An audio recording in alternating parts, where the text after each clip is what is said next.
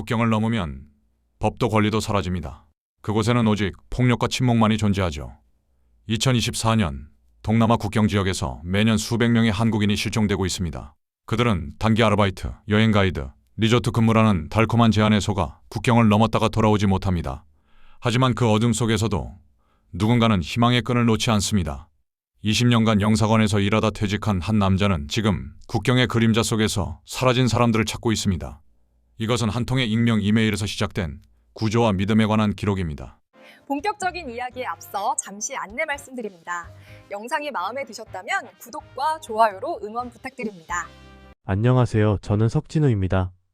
올해 45살이고 지난 20년간 동남아 지역 한국 영사관에서 근무했습니다. 영사 업무라는 게 생각보다 다양한데요.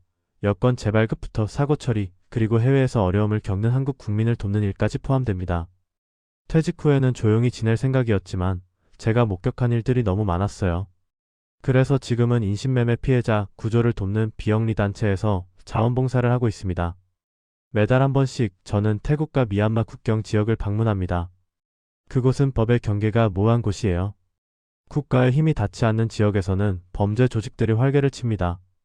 특히 최근 몇 년간 이 지역에서 한국인 실종 사건이 급증하고 있어요. 통계로 잡히는 것만 연간 수백 건인데 신고되지 않은 경우까지 포함하면 그 수는 훨씬 더 많을 겁니다. 어느 날 새벽 저는 이메일 한 통을 받았습니다. 발신자는 익명이었고 제목도 없었어요. 본문에는 단 한 줄만 적혀 있었죠. 한국인 남성 1명, 치앙라이 인근 건물에 감금되어 있습니다. 도와주세요. 짧지만 절박한 문장이었습니다. 저는 즉시 이메일을 우리 단체 내부 채팅방에 공유했어요. 하지만 동료들의 반응은 조심스러웠습니다. 익명 제보는 종종 함정이 될 수 있거든요. 과거에도 비슷한 제보를 받고 현장에 갔다가 오히려 조직의 감시 대상이 된 적이 있었습니다. 그럼에도 저는 이 제보를 무시할 수 없었어요. 만약 정말로 누군가 그곳에 갇혀 있다면 하루하루가 지옥일 테니까요. 저는 현지에서 함께 일하는 활동가 솜차이에게 연락했습니다. 솜차이는 태국 북부 출신으로 이 지역 사정을 누구보다 잘 아는 사람이에요. 그는 즉시 치앙라이 인근 건물들의 위치를 파악하기 시작했습니다.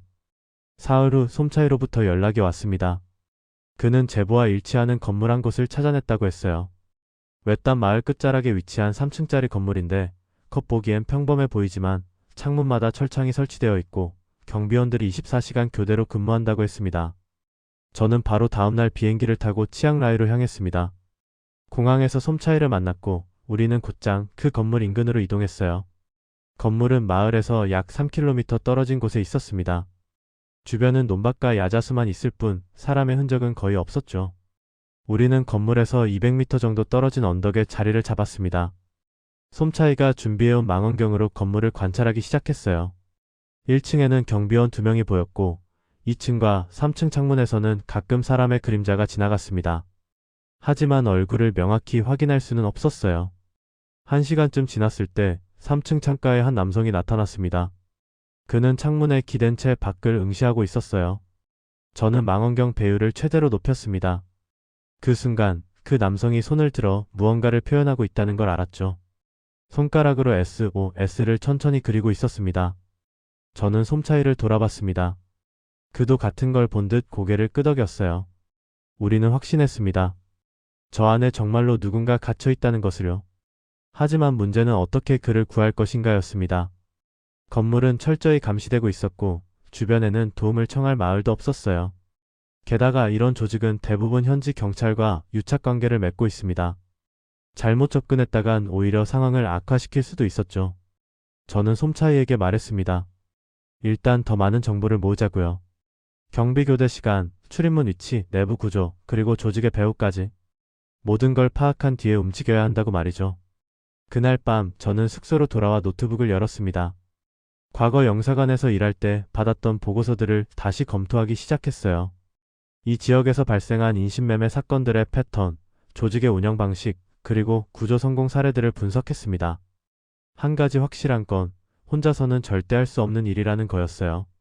신뢰할 수 있는 사람들과 팀을 구성해야 했습니다. 그리고 그 팀은 반드시 현지 사정을 잘 아는 사람들로 이루어져야 했죠. 저는 오랜 시간 함께 일해온 세 사람을 떠올렸습니다. 솜차이 그리고 지역사원의 승려 프라윗, 마지막으로 태국 국경수비대의 나롱 중령. 이들은 모두 과거에 저와 함께 피해자 구조활동을 했던 사람들이에요. 다음날 아침 저는 그들에게 연락을 취했습니다. 우리는 만나서 이야기를 나눠야 했어요. 하지만 안전한 장소에서, 그리고 아무도 모르게 말이죠. 이틀 후 우리는 치앙라이 외곽의 작은 사원에서 만났습니다. 프라윗이 관리하는 곳이었어요. 이곳은 마을에서 떨어져 있어서 외부인의 눈을 피하기에 좋았죠. 저는 솜차이, 프라윗, 그리고 나롱 중령과 함께 사온 뒤편 작은 방에 모였습니다. 먼저 제가 받은 익명 이메일과 건물에서 목격한 SOS 신호에 대해 설명했어요. 나롱 중령은 심각한 표정으로 고개를 끄덕였습니다. 그는 최근 몇 달간 국경 지역에서 인신매매 조직의 활동이 급증하고 있다고 말했어요. 특히 한국인, 일본인, 대만인 등 동아시아 출신을 노리는 사기 수법이 정교해지고 있다고 했습니다. 솜차이가 입을 열었습니다. 그는 마을 주민들에게 은밀히 정보를 수집했는데 그 건물은 약 6개월 전부터 사용되기 시작했다고 했어요. 처음에는 물류 창고로 알려졌지만 최근에는 사람들이 드나드는 모습이 거의 보이지 않는다고 했죠. 대신 경비가 삼엄해졌고 밤에는 건물 내부에서 비명소리가 들린다는 증언도 있었습니다. 프라윗은 조용히 말했습니다. 자신이 매일 아침 공양을 준비하며 그 건물 인근을 지나간다고요. 그는 건물 주변에 CCTV가 4대 설치되어 있고 경비원들이 최소 3명 이상 항상 배치되어 있다고 전했습니다. 또한 건물 뒤편에는 차량 2대가 항상 대기하고 있다고 덧붙였어요. 나롱 중령이 지도를 펼쳤습니다. 그는 건물의 정확한 위치를 표시하며 이 지역이 행정구역상으로는 태국 영토이지만 실질적으로는 국경 회색지대에 속한다고 설명했어요. 이런 곳에서는 법 집행이 쉽지 않고 조직들도 그 점을 이용한다고 했죠. 저는 물었습니다. 현지 경찰에 신고하면 어떻게 되는지를요. 나롱 중령은 고개를 저었습니다. 이 지역 경찰서에는 조직과 연결된 사람들이 있다고 했어요. 과거에 비슷한 제보가 들어왔을 때 경찰이 출동하기 전에 이미 조직이 피해자들을 다른 곳으로 이송했다는 사례가 있었습니다. 그렇다면 우리가 직접 움직여야 했습니다. 하지만 어떻게요? 4명이서 무장한 조직원들을 상대할 수는 없었어요. 우리에게 필요한 건 정보였습니다. 건물 내부 구조, 피해자 수, 경비 교대 시간, 그리고 조직의 일정까지 모든 걸 파악해야 했죠. 솜차이가 제안했습니다. 건물 인근에 노점상을 하나 차리면 어떻겠냐고요. 자연스럽게 주변을 감시하면서 경비원들과도 친분을 쌓을 수 있다고 했습니다. 나롱 중령도 동의했어요. 경비원들에게 음식이나 음료를 팔면서 대화를 나누다 보면 유용한 정보를 얻을 수도 있다고 했죠. 프라윗은 다른 방법을 제시했습니다. 승려로서 자신이 건물 앞을 지나가며 탁발을 하겠다고 했어요. 태국에서 승려는 존중받는 존재이기 때문에 경비원들도 함부로 대하지 않을 거라고 했습니다. 그러면서 건물 주변을 자연스럽게 관찰할 수 있다고 덧붙였죠. 우리는 역할을 분담했습니다. 솜차이는 노점상을 운영하며 경비원들과 접촉하고 프라윗은 매일 아침 건물 앞을 지나가며 주변을 관찰하기로 했어요. 나롱 중령은 국경수비대 내에서 신뢰할 수 있는 인원을 선별해 비상 상황에 대비하기로 했습니다. 그리고 저는 모든 정보를 취합하고 구조 계획을 수립하는 역할을 맡았죠. 다음 날부터 작전이 시작됐습니다. 솜차이는 건물에서 100m 떨어진 도로변에 작은 노점을 차렸어요. 음료수와 간단한 과자를 파는 가게였습니다. 처음 며칠간은 손님이 거의 없었지만 일주일쯤 지나자 경비원 한 명이 찾아왔어요. 그는 콜라 한 캔을 사갔고 솜차이는 친절하게 응대했습니다. 프라윗은 매일 아침 6시에 건물 앞을 지나갔습니다. 그는 탁발 바구니를 들고 천천히 걸으며 건물을 관찰했어요.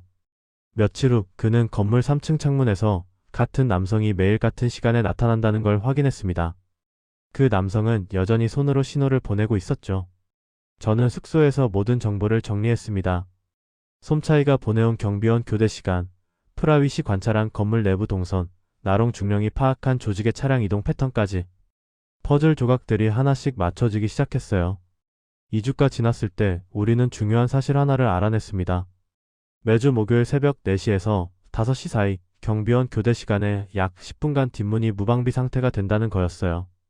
그 시간대에는 경비원들이 모두 1층 현관 쪽에 모여 인수인계를 하기 때문에 뒷문 쪽 감시가 소홀해진다고 했습니다.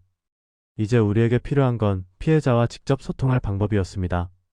그에게 우리의 계획을 알리고 탈출 준비를 하도록 해야 했죠. 하지만 어떻게 그와 접촉할 것인가가 문제였습니다. 프라윗이 방법을 찾았습니다. 그는 건물 담장 너머로 작은 쪽지를 던질 수 있다고 했어요. 건물 뒤편 담장은 높이가 2m 정도인데 새벽 시간에는 감시가 거의 없다고 했습니다. 만약 그곳에 쪽지를 던져 넣으면 3층 창문에서 볼 수 있을 거라고 했죠. 우리는 작은 돌에 쪽지를 묶어 던지기로 했습니다. 쪽지에는 간단한 메시지만 적기로 했어요. 우리는 당신을 구하러 왔습니다. 목요일 새벽 4시 뒷문을 주시하세요. 그날 밤 저는 잠을 이룰 수 없었습니다. 계획이 성공할지 아니면 모든 게 수포로 돌아갈지 알 수 없었어요. 하지만 한 가지는 확실했습니다. 우리는 최선을 다하고 있다는 것, 그리고 저 건물 안에 있는 누군가에게 우리가 마지막 희망일 수도 있다는 것이죠. 프라윗은 다음날 새벽 계획대로 건물 뒤편 담장 근처로 향했습니다. 그는 탁발 바구니를 들고 자연스럽게 걸으며 주변을 살폈어요. 아무도 없는 걸 확인한 뒤 그는 준비해온 작은 돌에 쪽지를 묶어 담장 너머로 던졌습니다. 돌은 담장을 넘어 건물 뒤편 공터에 떨어졌죠. 그날 오후 우리는 다시 언덕에서 건물을 관찰했습니다. 3층 창문에 그 남성이 나타났고 그는 아래를 내려다보며 무언가를 발견한 듯 보였어요. 그는 손을 들어 엄지를 치켜 세웠습니다. 쪽지를 받았다는 신호였죠. 저는 안도의 한숨을 내쉬었습니다. 첫 번째 관문은 통과한 셈이었어요. 이제 목요일 새벽까지 모든 준비를 마쳐야 했습니다. 나롱 중령은 국경수비대 인원 3명을 선발했고 그들에게 상황을 브리핑했어요. 솜차이는 탈출 후 사용할 차량을 준비했습니다. 하지만 그날 밤 예상치 못한 일이 벌어졌습니다. 건물 내부에서 큰 소동이 일어난 거예요. 솜차이가 급하게 전화를 걸어왔습니다. 건물에서 비명소리와 고함소리가 들린다고 했어요. 저는 즉시 현장으로 향했습니다. 건물 앞에 도착했을 때 경비원 4명이 밖으로 나와 있었어요. 그들은 무언가를 찾는 듯 주변을 두리번거리고 있었습니다. 저는 차 안에서 숨죽이며 상황을 지켜봤죠. 약 30분 후 경비원들은 다시 건물 안으로 들어갔고 불이 꺼졌습니다. 다음날 아침 솜차이는 노점을 찾아온 경비원에게 조심스럽게 물었습니다. 어젯밤에 무슨 일이 있었냐고요. 경비원은 담배를 피우며 대수롭지 않게 말했어요. 건물 안에 있던 사람 중 한 명이 탈출을 시도했다가 걸렸다고요. 지금은 지하실에 격리되어 있다고 했습니다. 저는 그 말을 듣고 등골이 오싹해졌습니다. 탈출을 시도했다가 실패한 사람이 어떻게 되는지 저는 잘 알고 있었어요. 과거 영사관에서 일할 때 그런 피해자들을 여럿 만났습니다. 그들은 대부분 심한 폭행을 당했고 일부는 영구적인 부상을 입었죠. 우리는 다시 모여 회의를 했습니다. 상황이 심각해졌어요. 조직이 경계를 강화했고 내부 분위기도 살벌해졌다는 게 문제였습니다. 나롱 중령은 작전을 연기하자고 제안했어요. 지금 움직이면 위험하다고 했죠. 하지만 저는 반대했습니다. 연기하면 피해자들의 상황이 더 악화될 수 있다고 말했어요. 그리고 이미 우리의 계획을 알고 있는 그 남성이 위험에 처할 수도 있다고 덧붙였습니다. 만약 조직이 쪽지를 발견한다면 그는 즉시 처벌받을 거예요. 프라윗이 중재안을 제시했습니다. 목요일까지 사흘이 남았으니 그 기간 동안 건물 주변 상황을 집중 관찰하자고 했어요. 만약 경계가 더 심해진다면 계획을 수정하고 그렇지 않다면 예정대로 진행하자고 했습니다. 우리는 프라윗의 제안을 받아들였습니다. 그날부터 사흘간 우리는 교대로 건물을 감시했어요. 저는 매일 밤 언덕에서 망원경으로 건물을 관찰했고 솜차이는 낮 시간에 노점을 지키며 경비원들의 동태를 파악했습니다. 이틀째 되는 날 저는 중요한 사실을 발견했습니다. 건물 1층에 새로운 사람이 등장한 거예요. 그는 경비원보다 나이가 많아 보였고 다른 경비원들이 그에게 고개를 숙이는 걸 보아 조직 내에서 높은 위치에 있는 것 같았습니다. 그는 건물을 둘러본 뒤 경비원들에게 무언가 지시를 내리고 차를 타고 떠났어요. 솜차이는 그 차량의 번호판을 확인했습니다. 나롱 중령은 그 정보를 바탕으로 차량 소유주를 추적했어요. 결과는 충격적이었습니다. 그 차는 인근 지역 경찰서 소속 차량이었던 거죠. 물론 공식적으로는 퇴직한 경찰관 명의였지만 그가 여전히 경찰 내부와 연결되어 있다는 건 명백했습니다. 이제 우리는 왜 과거 구조 시도들이 실패했는지 이해할 수 있었어요. 조직은 단순한 범죄 집단이 아니었습니다. 그들은 현지 경찰 일부와 유착관계를 맺고 있었고 그 덕분에 오랫동안 적발되지 않았던 거죠. 나롱 중령은 말했습니다. 절대로 현지 경찰에 알려서는 안 된다고요. 만약 우리 계획이 새어나간다면 모든 게 끝이라고 했습니다. 우리는 오직 4사람과 나롱 중령이 선발한 국경수비대 인원들만 믿고 움직여야 했어요. 목요일 새벽이 다가왔습니다. 우리는 마지막 점검 회의를 했어요. 탈출 루트는 두 가지로 준비했습니다. 1차 루트는 건물 뒷문에서 나와 200m 떨어진 도로까지 이동한 뒤 대기 중인 차량에 탑승하는 것. 2차 루트는 만약 1차가 실패할 경우 건물 뒤편 숲을 통해 1km 떨어진 마을까지 도주하는 것이었습니다. 나롱 중령은 국경 검문소에도 연락을 취했습니다. 만약 우리가 피해자들을 데리고 국경을 넘을 경우 즉시 보호해달라고 요청했어요. 검문소 책임자는 흔쾌히 동의했습니다. 모든 준비가 끝났습니다. 이제 남은 건 실행뿐이었어요. 저는 그날 밤 잠을 거의 자지 못했습니다. 머릿속으로 수없이 시뮬레이션을 돌렸죠. 만약 경비원들이 우리를 발견한다면? 만약 피해자가 문을 열지 못한다면? 만약 차량이 고장난다면? 하지만 동시에 저는 알고 있었습니다. 완벽한 계획은 없다는 것을요. 우리가 할 수 있는 건 최선을 다하는 것뿐이었어요. 그리고 무슨 일이 있어도 저 건물 안에 있는 사람들을 포기하지 않겠다고 다짐했습니다. 목요일 새벽 3시 저는 잠에서 깼습니다. 정확히는 알람이 울리기 전에 눈이 떠졌어요. 긴장감 때문이었죠. 저는 침대에서 일어나 간단히 씻고 준비해둔 검은색 옷으로 갈아입었습니다. 휴대폰은 2대를 챙겼어요. 하나는 팀원들과의 연락용, 다른 하나는 비상용이었습니다. 숙소를 나서자 솜차이가 차를 몰고 와 있었습니다. 우리는 말없이 차에 올랐고 약속 장소인 프라윗의 사원으로 향했어요. 도로는 텅 비어 있었고 가로등마저 드문드문 서 있어서 어둠이 짙었습니다. 사원에 도착하니 프라윗과 나롱 중령이 이미 와 있었어요. 나롱 중령은 평소 입던 군복 대신 검은색 민간인 복장을 하고 있었습니다. 그의 뒤에는 국경수비대 인원 3명이 더 있었죠. 모두 젊고 건장한 남성들이었어요. 우리는 사원 뒤편 작은 방에 모여 최종 브리핑을 시작했습니다. 나롱 중령이 지도를 펼치며 설명했어요. 건물까지는 여기서 15분 거리이고 우리는 2대의 차량으로 이동할 예정이었습니다. 첫 번째 차량에는 저와 솜차이 프라윗이 타고 두 번째 차량에는 나롱 중령과 수비대 인원들이 탑승하기로 했죠. 작전은 간단했습니다. 새벽 4시 정각 경비원 교대 시간에 맞춰 건물 뒷문으로 접근합니다.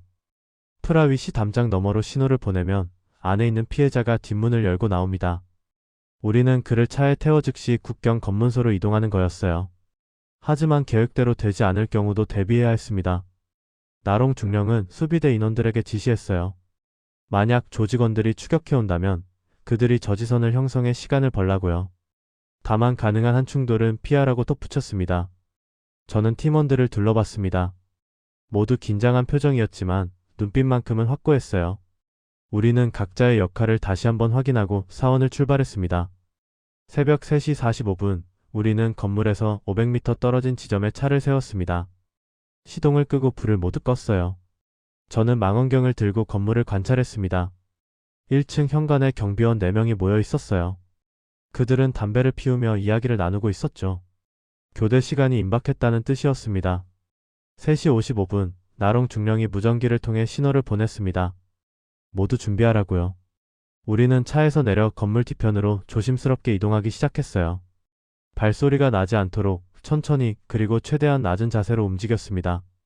건물 뒷문이 보였습니다. 높이 2m 정도의 담장 너머로 작은 철문이 있었어요. 문은 잠겨 있었지만 안에서 열 수 있는 구조였습니다. 저희는 담장 그늘에 몸을 숨기고 대기했죠. 4시 정각 프라윗이 작은 돌을 담장 너머로 던졌습니다. 신호였어요. 우리는 숨을 죽이고 기다렸습니다. 10초, 20초, 30초.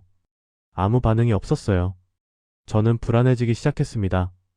혹시 피해자가 우리 쪽지를 보지 못한 건 아닐까? 아니면 이미 조직에 발각된 건 아닐까? 그때 철문에서 삐걱거리는 소리가 났습니다. 누군가 안쪽에서 문을 열려고 하고 있었어요. 하지만 문은 쉽게 열리지 않았습니다. 오랫동안 사용하지 않아서 녹슬었던 거죠. 솜차이가 재빨리 담장으로 다가갔습니다. 그는 가방에서 작은 기름통을 꺼내 문틈에 뿌렸어요. 그리고 다시 안쪽에서 문을 밀자 이번에는 조금 더 쉽게 열렸습니다. 문이 반쯤 열렸을 때 한 남성이 얼굴을 내밀었습니다. 창백한 얼굴에 수염이 덥수룩하게 자라 있었어요. 그는 우리를 보자 안도의 표정을 지었습니다. 저는 작은 목소리로 물었습니다. 한국 사람이냐고요? 그는 고개를 끄덕이며 속삭였어요. 네, 한국 사람이고 안에 5명이 더 있다고 했습니다. 5명? 저는 놀랐습니다. 우리는 한 명만 구조할 계획이었거든요. 하지만 이미 여기까지 온 이상 그들을 두고 갈 수는 없었어요. 저는 나롱 중령을 돌아봤고 그도 고개를 끄덕였습니다. 그 남성이 안으로 들어가 다른 사람들을 데리고 나왔습니다. 모두 20대에서 30대로 보이는 젊은 사람들이었어요. 그들은 비틀거리며 걸었고 일부는 다친 것처럼 보였습니다. 우리는 그들을 차량으로 안내했습니다. 첫 번째 차에 3명, 두 번째 차에 3명을 태웠어요. 모두 탑승하는데 채 2분도 걸리지 않았습니다. 차가 출발하려는 순간 건물 1층에서 불이 켜졌습니다. 누군가 이상을 눈치챈 거예요. 저는 솜차이에게 외쳤습니다. 빨리 가자고요. 차는 도로로 빠져나왔고 우리는 국경 검문소를 향해 질주했습니다.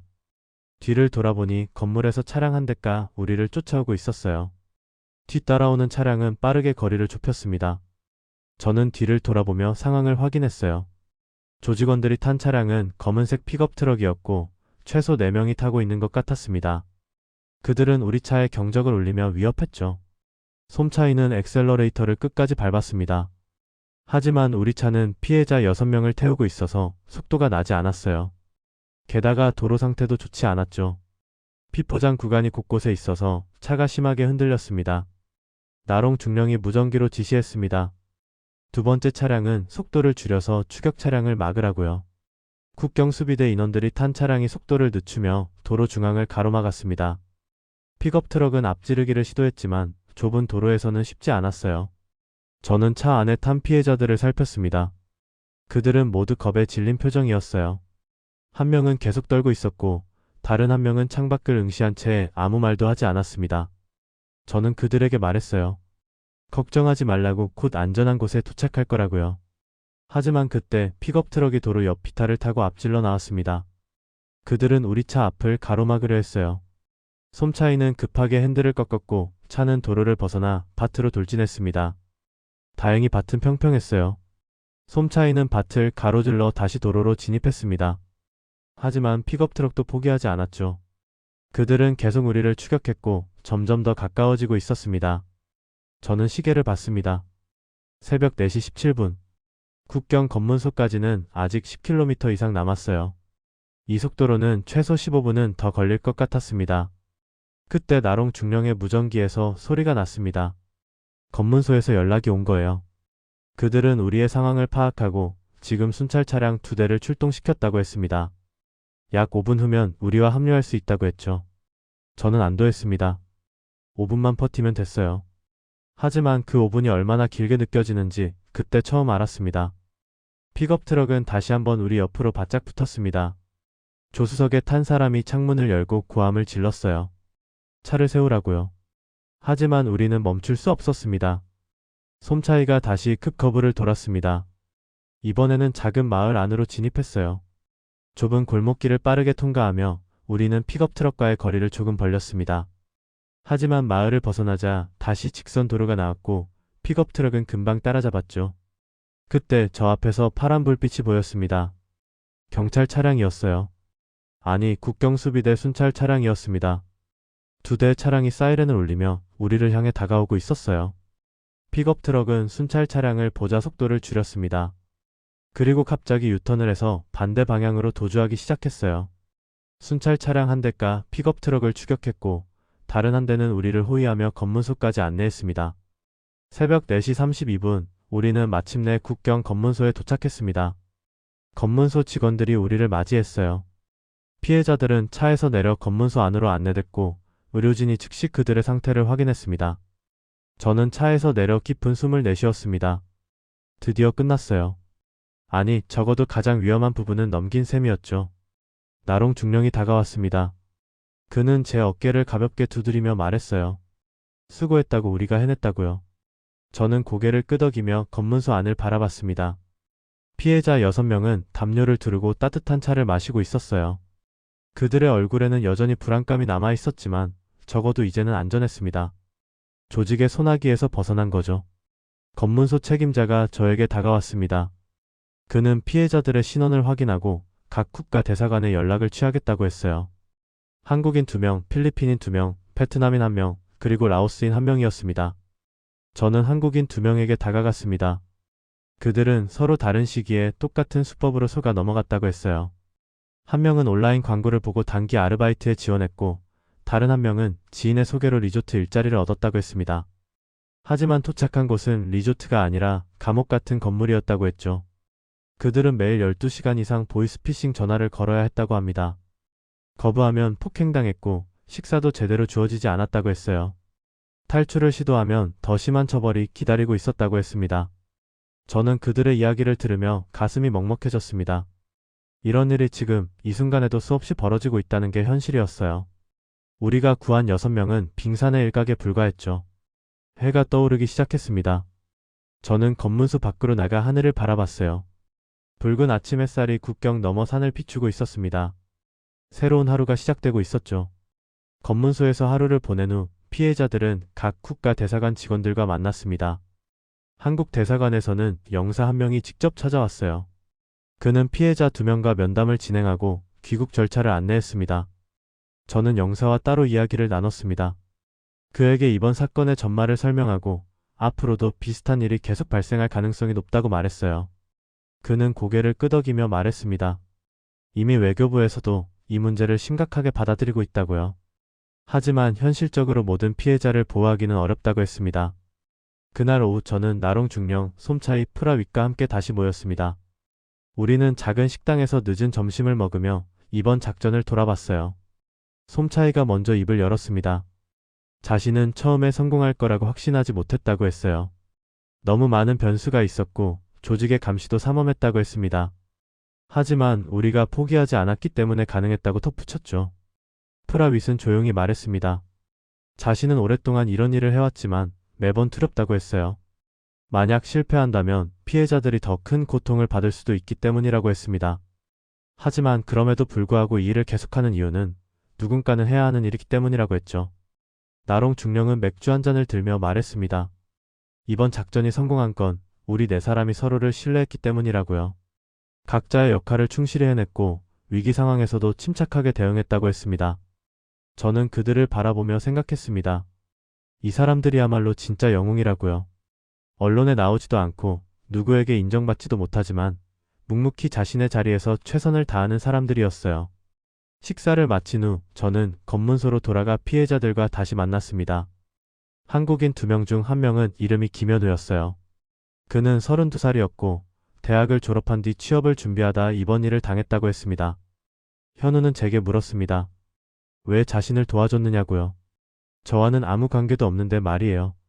저는 잠시 생각하다 대답했습니다. 이유가 필요한 일은 아니라고요. 누군가 위험에 처해 있다면 도와야 하는 게 당연한 거라고 말이죠. 그게 제가 이 일을 하는 이유라고 했습니다. 현우는 고개를 숙이며 말했습니다.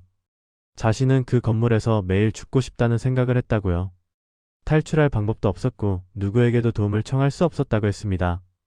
그런데 어느 날 담장 너머로 날아온 작은 쪽지 하나가 희망을 주었다고 했어요. 그는 눈물을 흘리며 계속 말했습니다.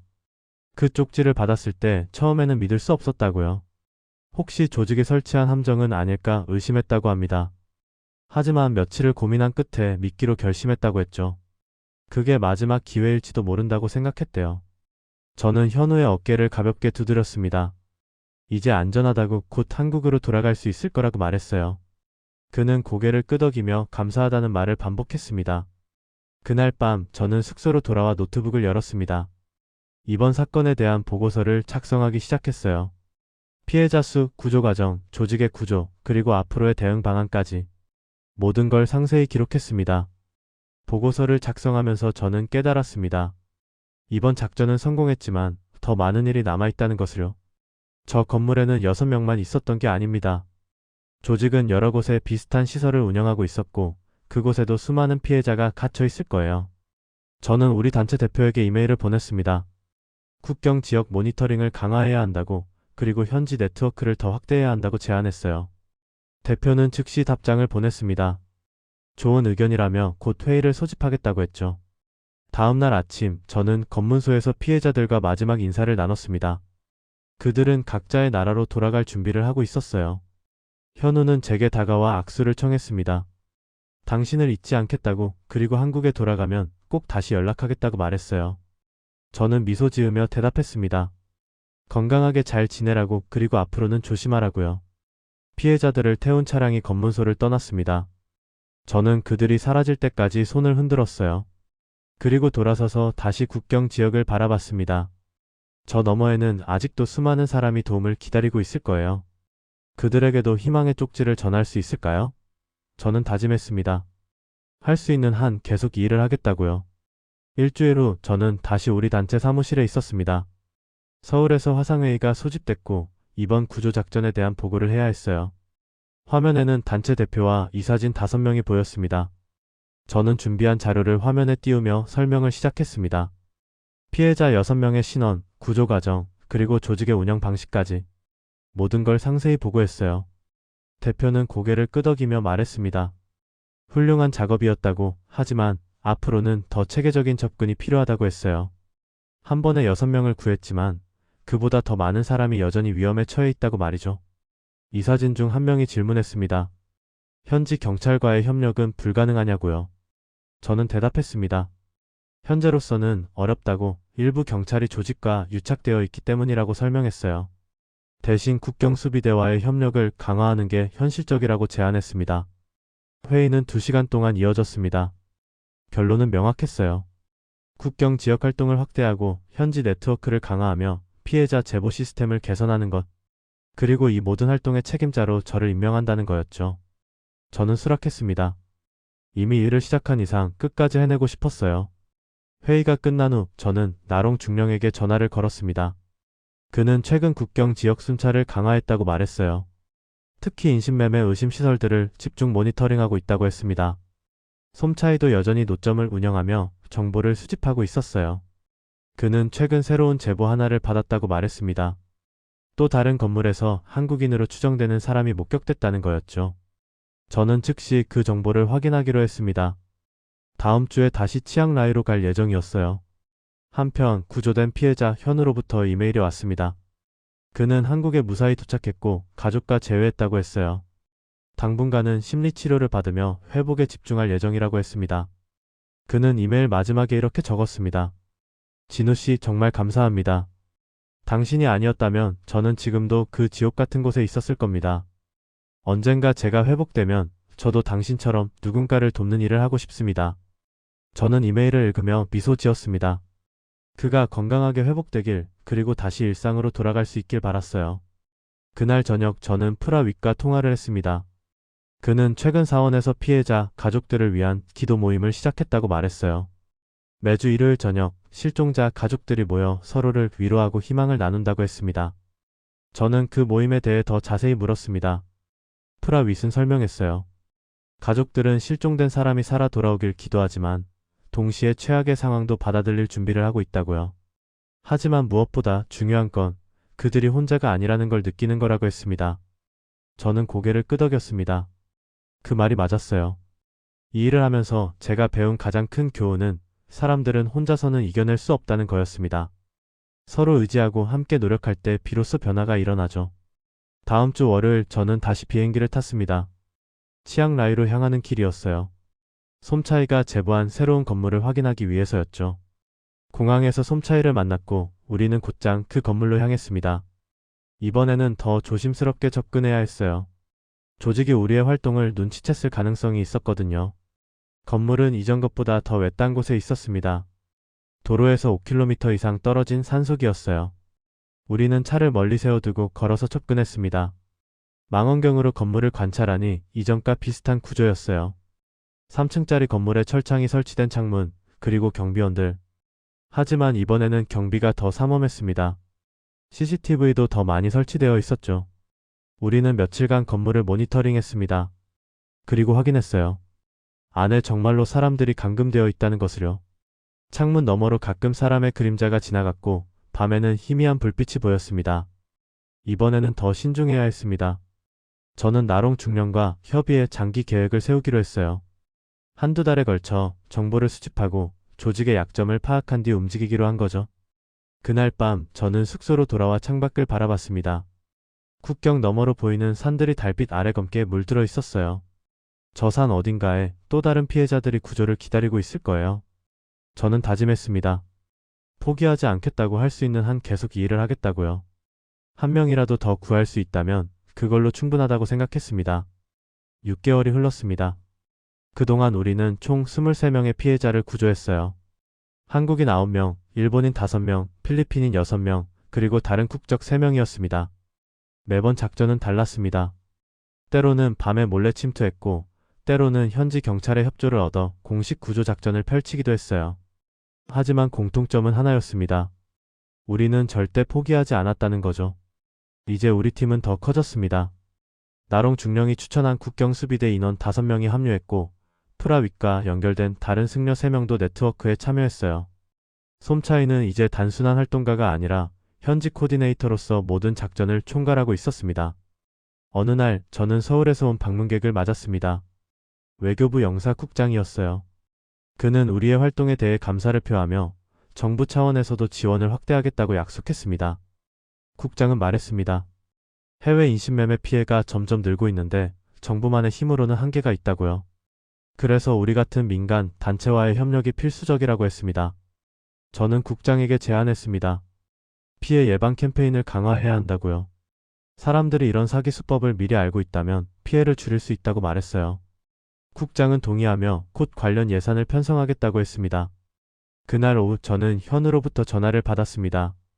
그는 심리치료를 마치고 이제 새로운 일을 시작했다고 말했어요. 놀랍게도 그는 우리 단체에서 자원봉사를 하고 싶다고 했습니다. 저는 물었습니다.